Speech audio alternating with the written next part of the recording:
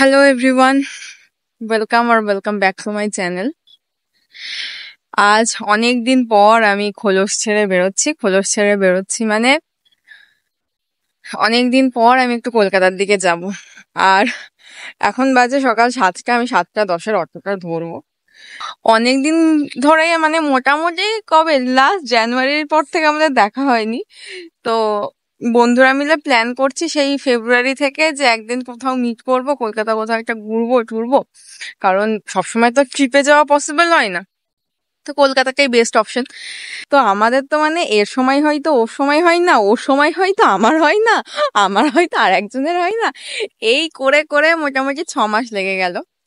তো ফাইনালি আমরা আজকে বেরোচ্ছি, মানে আজকে আমরা যাচ্ছি কলকাতার দিকে একটু এক্সপ্লোর করতে কলকাতা।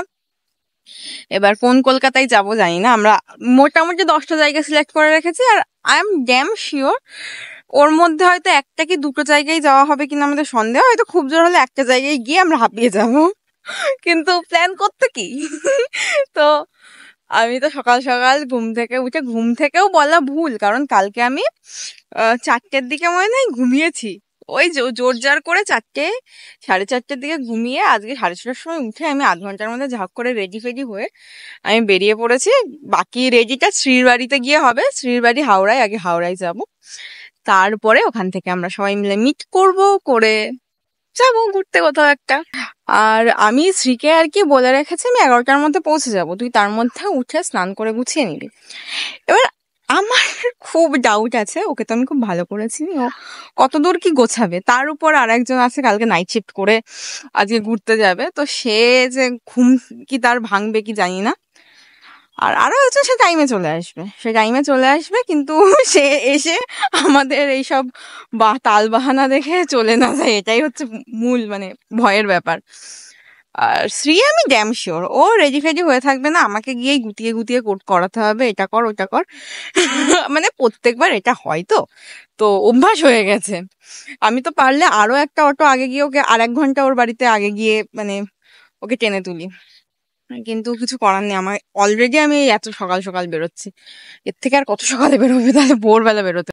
আর ভালো লাগছে, বেশ অনেকদিন পর সকাল সকালও বেরোলাম, মানে ঘুম থেকেও তো ওঠা হয় না 12টার আগে। তা রাস্তাঘাটও বেশ ফাঁকা ফাঁকা, দেখতেও ভালো লাগছে, চারিদিকটা কি সুন্দর। আর যা ওয়েদারটা গ্লুমি হয়ে আছে, তো মনে হচ্ছে যখন তখন বৃষ্টি একেবারে নেমে যাবে। বৃষ্টি হলে কি করবো আমি জানি না, কলকাতার ওইদিকে তো একটুখানি হিসু করলেও মানে সেই বৃষ্টিতে মানে গঙ্গা বইয়ে যায়, এরকম একটা ব্যাপার হয়ে যায়। হ্যাঁ, যাই হোক, অত ভেবে লাভ নেই, আপাতত আমি অটোটা ধরে যাই শ্রীর বাড়িতে। বন্ধুরা একসাথে মোটামুটি দেখা হলে আমাদের কোথাও না বেরোলেও চলে যায়, মানে এক জায়গায় বসে হি আহা করে যাব সারাদিন। এনিওয়েজ চলুন দেখতে থাকুন ব্লগটা, কেমন লাগছে অবশ্যই কমেন্টে জানাবেন। গান শুনতে শুনতে আর হাওড়া ব্রিজের ভিউটা এনজয় করতে করতে আমি তো পৌঁছে গেলাম শ্রীর বাড়ি।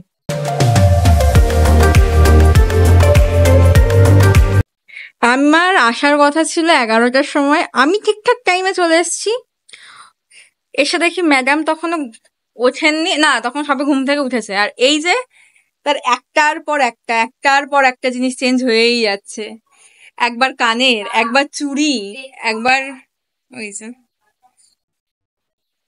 এটা মোটামুটি 1 ঘন্টা ধরে চলছে বিগত। আমাদের 12:30টায় যাওয়া, এত বড় পড়বি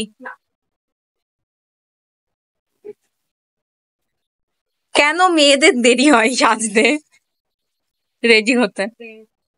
আমরা 4জন হাওড়া স্টেশনের বাইরে মিট করে উঠে পড়লাম বাসে আর চললাম গন্তব্যের দিকে।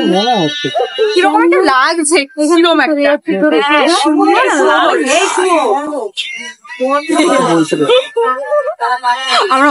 আমরা এসেছি কলকাতায় অনেকদিন পর, এই যে আমরা এখানে পাগলের মতো 4 পাগল, আমরা হলুদ ট্যাক্সির সন্ধানে।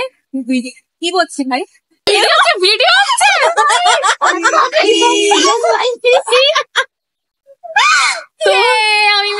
আমরা একটু কলকাতা এক্সপ্লোর করতে ঠিক আছে ये पता चल जाएगा।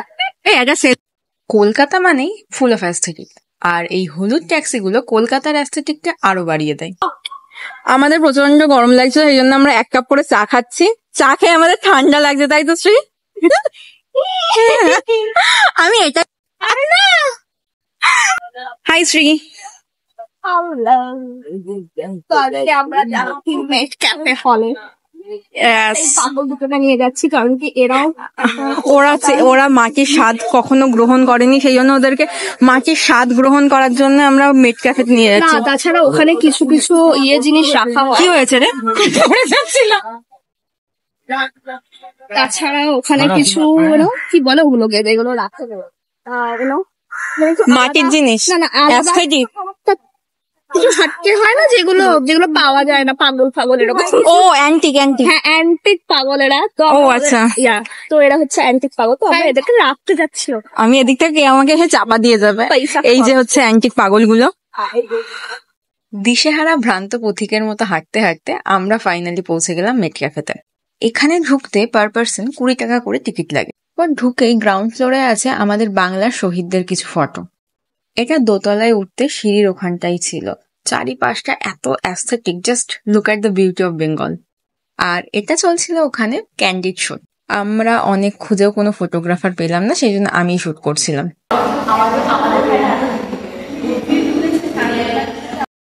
তারপরে দোতলায় গিয়ে এই দৃশ্যটা দেখলাম, মানে পুরো বাঙালিয়ানা, বাংলার ইতিহাস, ঐতিহ্য, পুরো মেট ক্যাফেটাই বাঙালিয়ানাই ভর্তি। তার প্রতিটা দেয়াল, তার কারুকার্য। আমার তো এখানে গিয়ে বেশ লেগেছে। যদি শাড়ি পরে যেতে পারতাম আরো ভালো লাগতো, কিন্তু এটা পসিবল হয়নি বৃষ্টির জন্য। আর পাশেই রাখা ছিল মা দুর্গার একটা প্রতিমূর্তি। এটা দেখেই তো মনে হচ্ছে পুজো চলে এসছে। এখানে লাইটিংটা একটু চোখ ধাঁধানো লাগছিল, কিন্তু জায়গাটা অসাধারণ।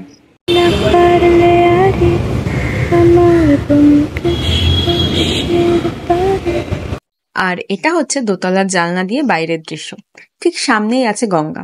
হল ঘোরা হয়ে গেছে, এবার আমরা যাচ্ছি কোথায়? খাবারের উদ্দেশ্যে, ক্যাফেতে। কোন ক্যাফে আই ডোন্ট নো। তোরা কি খুঁজে পেলি? কোথায়? ডাল হাউসে থেকে ওখান থেকে বাস পাওয়া যাবে। Tata bye bye. মেট ক্যাফে। তুমি কি রাখো?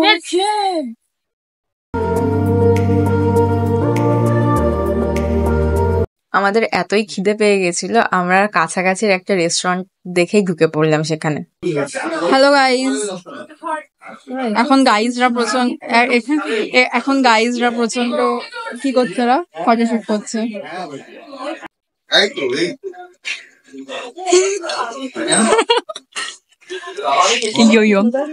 সে একটা রিল দেখেছিলাম যে হাম বাহার নিকাল কে क्या करते हैं, खाते हैं, और ওই যে রাস্তায় গিয়ে এরকম একটা।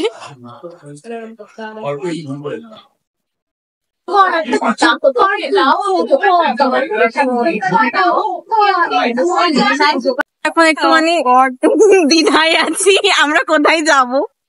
এই যে আমাদের গাইড বল কোথায় যাবো। আমরা এখন কলেজ স্ট্রিট হয়ে তারপর যাবো বাবুঘাট, তারপর যাবো গোটা নেহার সাথে জুলুম করছে শ্রেষ্ঠী চ্যাটার্জি। ওর পায়ে তখন থেকে একটা জিনিস জিজ্ঞাসা করছি, কোথায় যাবে কোথায় যাবে, একজন এক এক রকম বলছে। আমরা বাবুঘাট মানে বেসিক্যালি ব্যাপারটা হচ্ছিল আমরা ক্যাফে থেকে বেরিয়ে ভেবেছিলাম কলেজ স্ট্রিট যাবো, ওখান থেকে কিছু একটা যাবো, কোথাও যাবো। আমরা ডিসাইড করতে পারছি না ঠিক কোথায় যাবো। বাবুঘাট চাই, আরই তো দেখবো। আরই তো দেখবো। আমি তো তোতলা আছি, বাজারে তুতলে যাই। এই জায়গাটাতে আমরা কম করে 25 মিনিট হেঁটেছি। একই জায়গায় ঘুরপাক খেয়ে গেছি, বাস কোথায় এটুকু বুঝতে পারছিলাম না। আর তাতে করে নেহার পায়ে ফোসকা পড়ে গেছে। তারপর ফাইনালি আমরা বাবুঘাট গেলাম। বাবুঘাটে সন্ধ্যা 6:30 থেকে আরতি হয়। এই জায়গার আরতি আমি এর আগেও একবার দেখেছি, আর কিন্তু আগের বার পুরোটুকু দেখতে পারিনি। কিন্তু এবার আমরা পুরোটা কমপ্লিট করেছি। আর তোমরা যদি কেউ বাবুঘাটে সন্ধ্যার দিকে যেয়ে থাকো, অবশ্যই আরতি দেখো, খুব ভালো লাগবে। তারপর আমরা হাওড়া যাব বলে লঞ্চে উঠে পড়লাম। লঞ্চে না গেলে কিন্তু হাওড়া ব্রিজের এই সুন্দর দৃশ্যটা দেখতে পেতাম না।